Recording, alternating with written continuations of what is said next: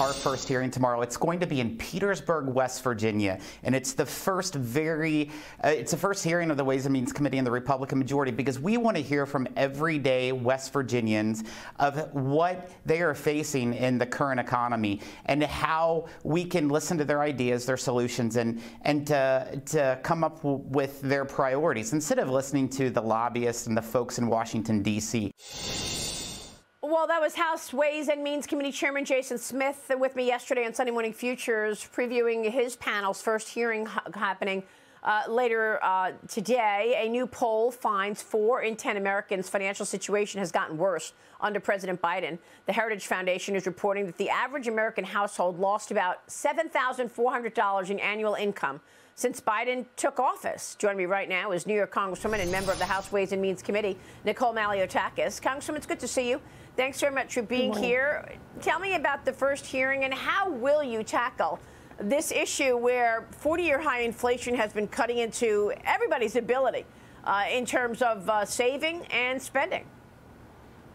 Yeah, look, if you look at President Biden's Twitter page, he paints a very different reality, one that is of disillusion, one that is of just rhetoric and gaslighting. The reality is that the American people are struggling. They are suffering. Small businesses are suffering. And that is the goal of this hearing today, is to go out there into the country, hear from actual people who are trying to make ends meet both for their personal lives and their business lives. The facility we're going to see is actually a lumber facility, and they're telling us that it costs them more to ship around the United States because of our high fuel costs than it does to send a container of lumber to China.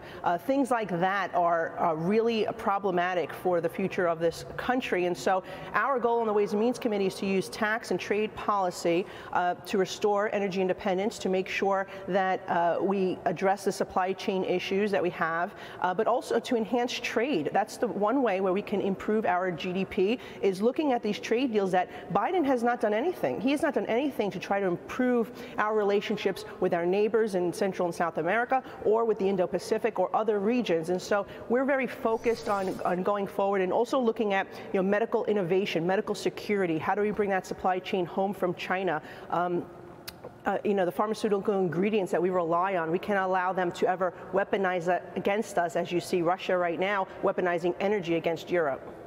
Yeah, I mean, look, there is a Wall Street Journal story this morning about the Securities and Exchange Commission considering easing the climate disclosure rules. This is a subject that we've talked about so much, that President Biden's climate change agenda takes priority over everything. So whether it be all of that borrowing, this reckless spending, getting us into this situation of debt, the 40-year high inflation, it all comes under this idea of climate disclosure rules, and the climate change agenda is setting the tone. So we see that the Journal is reporting that the SEC is now considering softening some of these planned rules, which require companies to disclose the extreme effects of climate change and other costs of global warming, and disclose all of that. Your thoughts on what that would mean if we were to see this softening?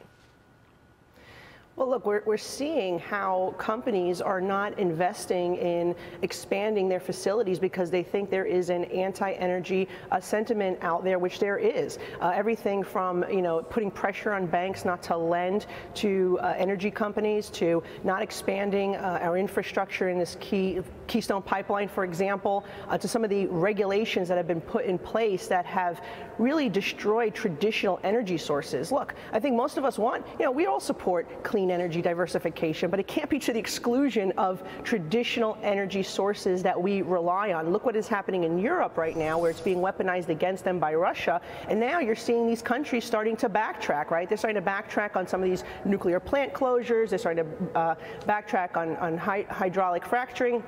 And that is exactly what we're seeing potentially happening here in the United States if we don't reverse some of these dangerous policies. We cannot beg our adversaries for oil. The president talks a lot about made in America, right? If you read his Twitter page, made in America. But when it comes to our energy, he wants to rely on adversaries, whether it be Iran, whether it be Venezuela for oil, or whether it be solar panels from China or what have you. So we need to be energy independent. That is important for our future. Well, we'll see if this comes up tomorrow night for the State of the Union. And, Congressman, what is he going to say about the border? I mean, New York City Mayor Eric Adams spent the night at the migrant facility in Brooklyn, hoping to convince more migrants to stay there because they all refused to leave the Watson Hotel in Manhattan last week. I mean, they just camped out outside the hotel. The New York Post is reporting that migrants are fed up, okay? They're abandoning New York City.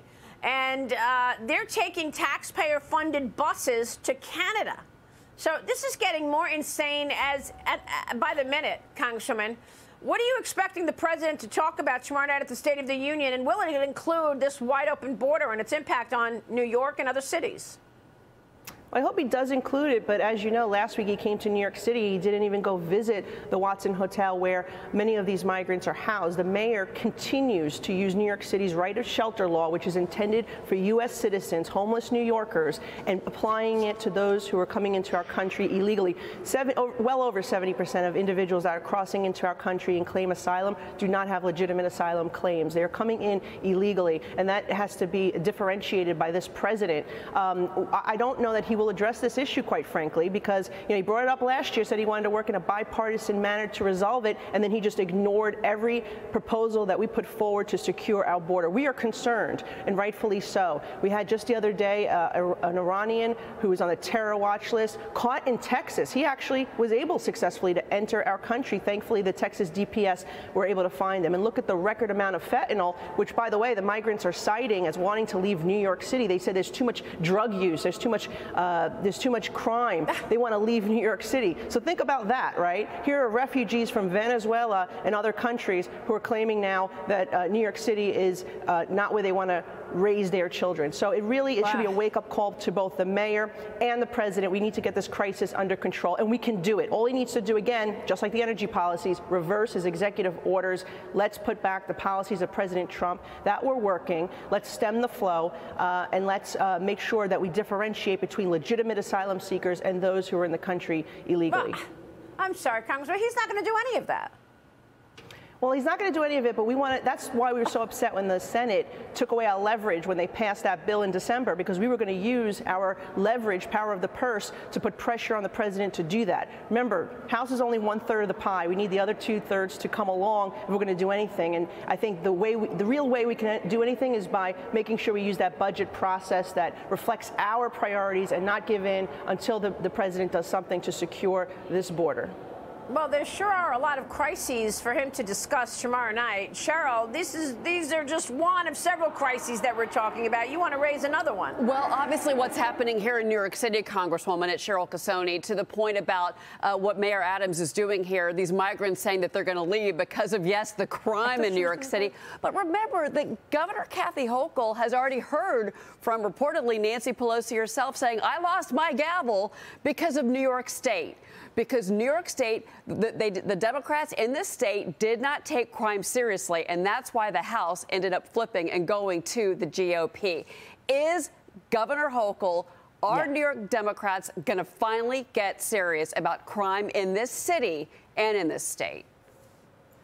Well, look, we've been putting a lot of pressure on them to fix the bail law. They will never do what I want, which is for them to repeal this bail law altogether. But if they give back judges' discretion, which I think is on the table right now, that would be a huge thing. But they got to give judges complete discretion. And then the American people, the New Yorkers, they need to elect better judges to the bench, right? They can't elect these left-wing radical prosecutors and judges, or else we're going to continue to see this problem. I don't think the Democrats in New York will ever really, truly take on public safety the way they should, the way a Mayor Giuliani would have or a Governor Pataki would have, and that's unfortunate. And unfortunately, the New Yorkers gave them a pass because they had an opportunity to eliminate Governor Kathy Hochul and replace her with Lee Zeldin, and they chose not to do that. So it's unfortunate for those that I represent who did not vote for this mayor, did not vote for this governor, and quite frankly have to go along for the ride. But I'll continue to fight for their interests and public safety. And look, we have a police officer's murderer up for parole next month.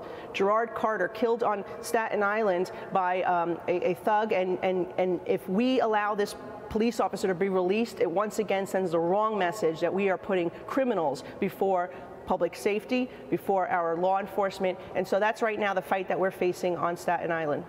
All right, Congresswoman, thanks very much for being here, walking us through it. We so appreciate it. Nicole Malliotakis is in D.C. this morning. Thank you.